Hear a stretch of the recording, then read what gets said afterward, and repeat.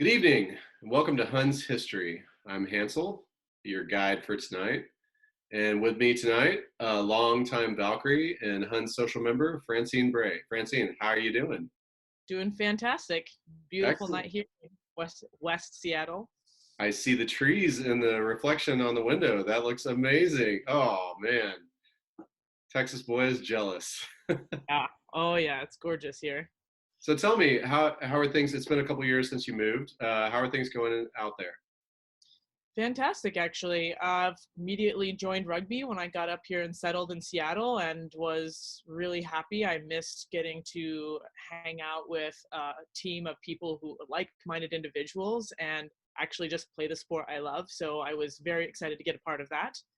And it's different, right? Like rugby out here is a different pace and a men's and women's team for our club, which is fantastic. And then we play in Canada, which is also its whole nother bag of chips. But it's fun, and I've enjoyed everything about being up here so far. Excellent. Yeah, we get to play some of the Mexico teams. The Kumayas come up and play us. So it's kind of the same thing. Yeah, South border, north border. yeah, it's a super fun challenge. It's different styles of rugby too. Definitely. So yeah, so being in a club now with a men's and women's side, coming from Austin, Texas, with the Huns and the Valks, having a long-standing relationship together. What's your take? What's your historical take on that relationship? How did it go? What were the pain points? What were the great points?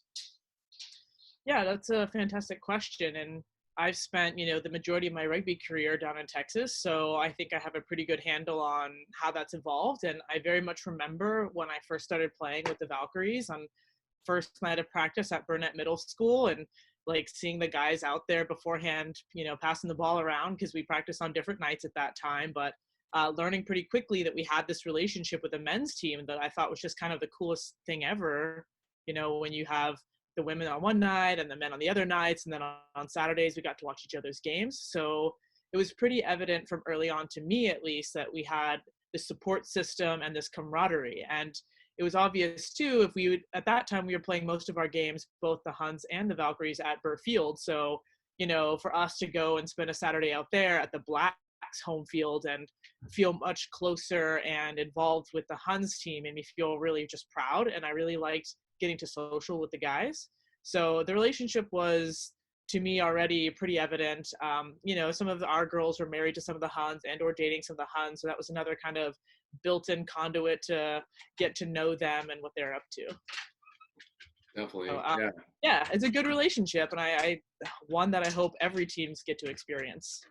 Yeah, and you mentioned playing at Burfield together, and it was, as much as it's a club rivalry. Like, it was so great to have Burfield back in those days, but Yeah. now we have Nixon Lane, which is, really managed by both the Huns and the Valks, which is really powerful. And you helped usher in that era. So talk about that. Like, how did that go? Oh, absolutely.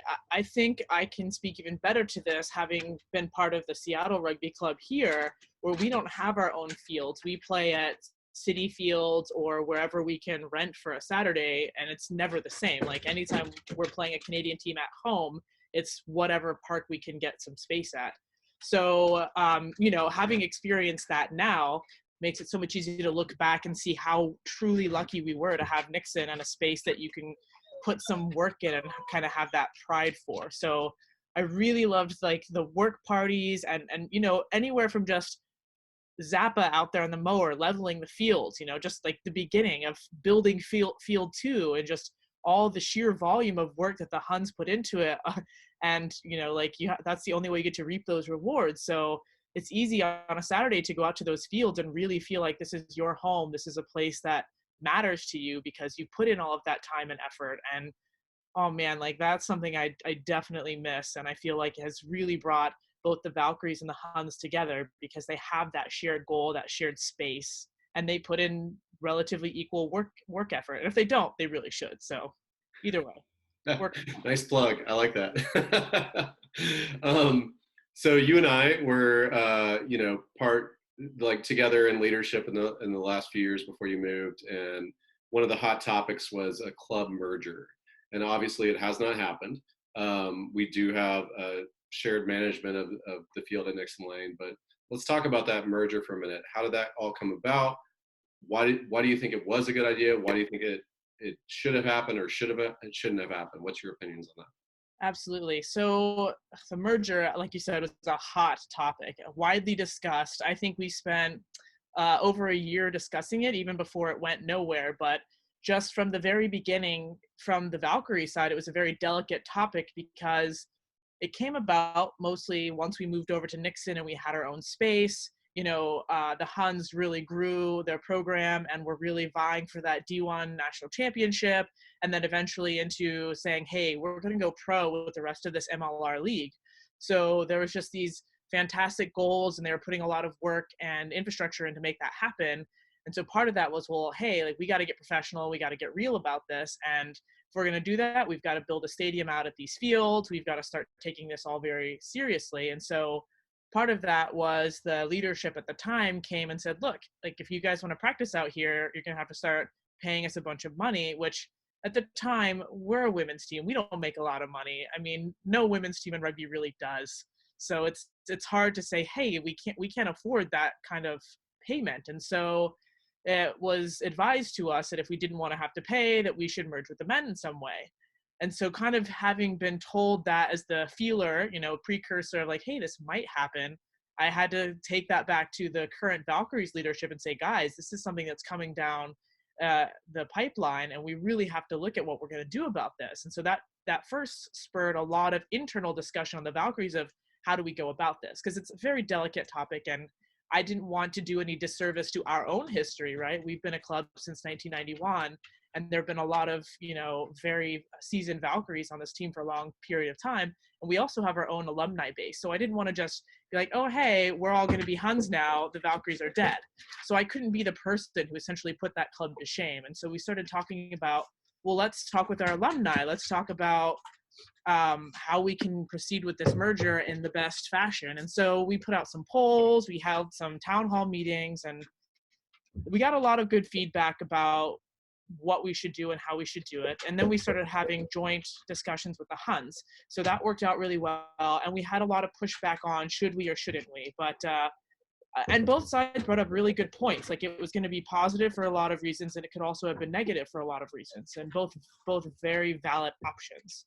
So I'm happy to where we are and kind of how it went together, because I do think, like, there was no point that we should have merged under this kind of pressure. But I think at the time and the situation that it was something we had to just evaluate and discuss, because it might have needed to happen. Shotgun weddings are nobody's favorite, but you might have to do it if you have to do it, And I would rather continue to play rugby and have a shotgun marriage than not get to play rugby again. So, yeah.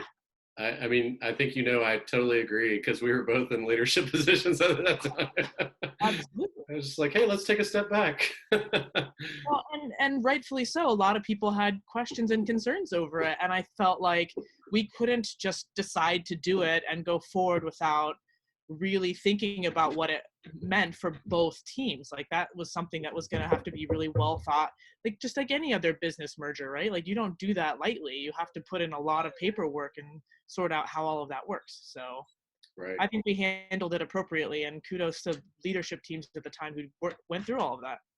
So if you've got 20 seconds to give advice to the new Valks leadership, and the Huns have new leadership as well, so they have a new chairman, and obviously this will be watched into the future. What is your 20-second advice? Keep it about the sport. Keep it about the sport, grow rugby, youth levels, which I think the Huns do a fantastic job of already. That's what it has to be about, because when it comes down to Saturday in the future, it's all about how we grow rugby and keep that community alive. Amen. Couldn't have said it better myself. Francine, thank you so much for joining me. Perfect. Glad to be here. Yeah, stay safe up there in your beautiful tree-covered land.